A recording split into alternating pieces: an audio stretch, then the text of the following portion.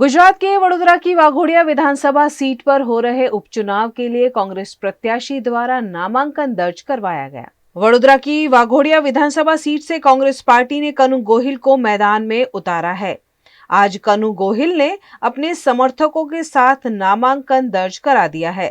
इस मौके पर वाघोडिया विधानसभा में रैली निकाली गई, जिसमें कांग्रेस के नेता अमीरावत नरेंद्र रावत, वडोदरा लोकसभा के प्रत्याशी जशपाल सिंह पड़ियार समेत के कांग्रेस नेताओं की उपस्थिति रही।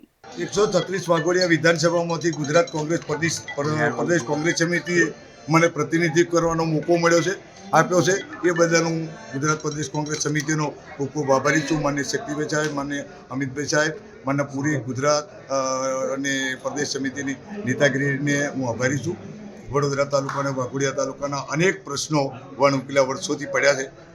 વાઘોડિયા તાલુકામાં ગટરના પ્રશ્નો અનેક પડ્યા છે, પીવાના પાણીના પ્રશ્નો પડ્યા છે, ખેતી માટે પાણી નથી, બેરોજગારો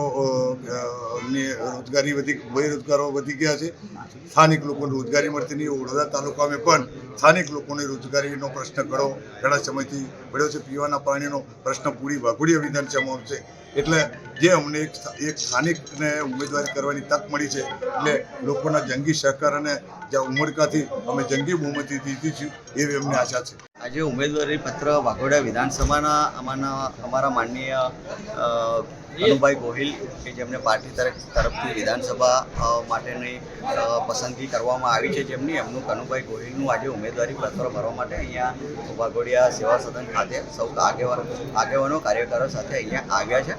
જેવી રીતે રેલી લઈને અમે નીકળ્યા છે વાઘોડિયાના બજારમાંથી ને, તો તમામ લોકોને અભિવાદન જે રીતે કરવામાં આવ્યું, લોકોનું સામે પણ ખૂબ સારું પ્રતિસાદ લોકોનો પણ મળ્યો છે। એટલે જે રીતે એક વર્ષની અંદર જ વાઘોડિયા વિધાનસભામાં ના લોકોના આંખને ફરીથી વિધાનસભાના સભ્ય ચૂંટવાનો અવસર પ્રાપ્ત થયો છે। એટલે આ વખતે વાઘોડિયાની જનતા ખૂબ સંજુ જનતા છે।